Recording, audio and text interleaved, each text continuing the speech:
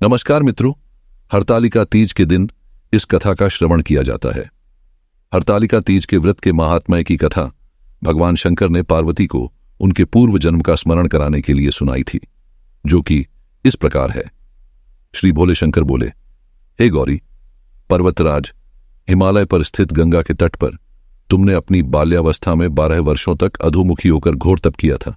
इतनी अवधि तुमने अन्न न खाकर पेड़ों के सूखे पत्ते चबाकर व्यतीत किए।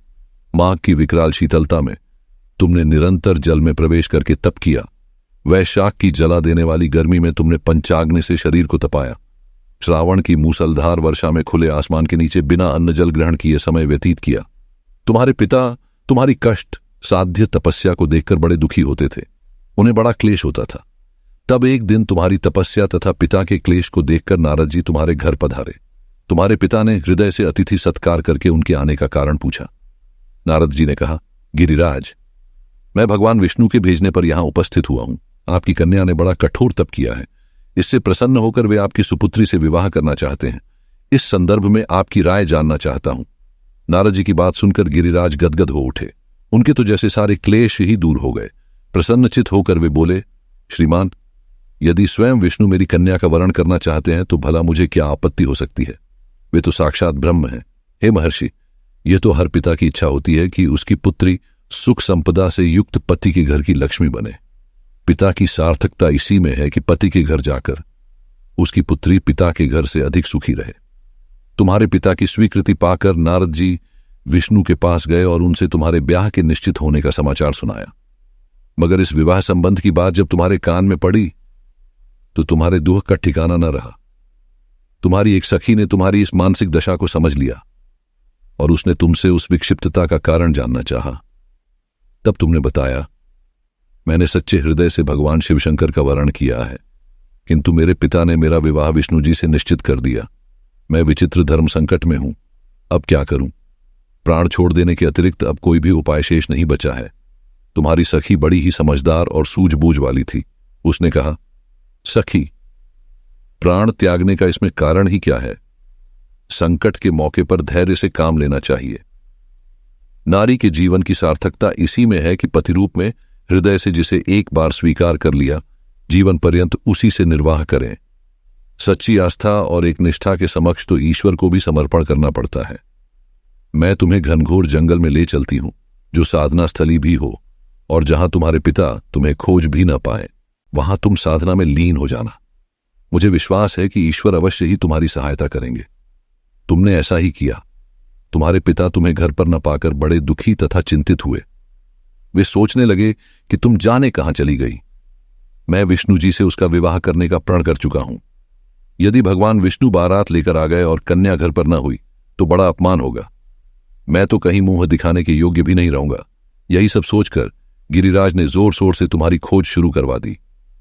इधर तुम्हारी खोज होती रही और उधर तुम अपनी सखी के साथ नदी के तट पर एक गुफा में मेरी आराधना में लीन थीं। भाद्रपद शुक्ल तृतीया को हस्त नक्षत्र था। उस दिन तुमने रेत के शिवलिंग का निर्माण करके व्रत किया। रात भर मेरी स्तुति के गीत गाकर जागी।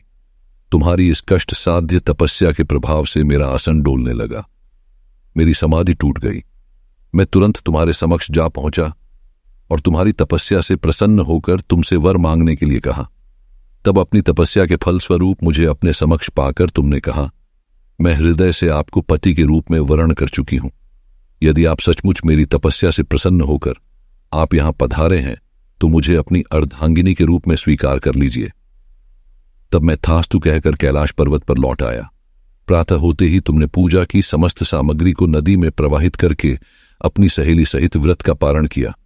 उसी समय अपने मित्र बंधु व दरबारियों सहित गिरिराज तुम्हें खोजते खोजते वहां आ पहुंचे और तुम्हारी इस कष्ट साध्य तपस्या का कारण तथा उद्देश्य पूछा। उस समय तुम्हारी दशा को देखकर गिरिराज अत्यधिक दुखी हुए और पीड़ा के कारण उनकी आंखों में आंसू उमड़ आए थे। तुमने उनके आंसू पोंछते हुए विनम्र स्वर में कहा, पिताजी, मैंने अपने जीवन का अधिकांश समय कठोर तपस्या में बिताया है। मेरी इस तपस्या का उद्देश्य केवल यही था कि मैं महादेव को पति के रूप में पाना चाहती थी।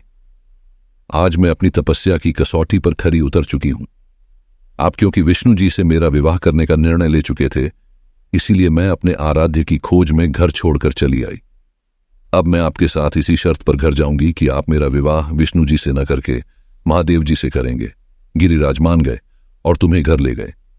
कुछ समय के पश्चात शास्त्रोक्त विधि विधान पूर्वक उन्होंने हम दोनों को विवाह सूत्र में बांध दिया। हे पार्वती, भाद्रपद की शुक्ल तृतीया को तुमने मेरी आराधना करके जो व्रत किया था, उसी के फलस्वरूप मेरा तुमसे विवाह हो सका। इसका महत्व यह है कि मैं इस व्रत को करने वाली कुंवारियों को मनोवांछित फल देता हूं। इसलिए सौभाग्य की इच्छा करने वाली प्रत्येक युवती को यह व्रत पूरी एकनिष्ठा तथा आस्था से करना चाहिए। दोस्तों, हरतालिका व्रत कथा की इस दिव्य कथा को सुनकर हमें यह सीखने को मिलता है कि भगवान के प्रति निष्कलंक भक्ति और आस्था का महत्व अत्यंत उच्च होता है।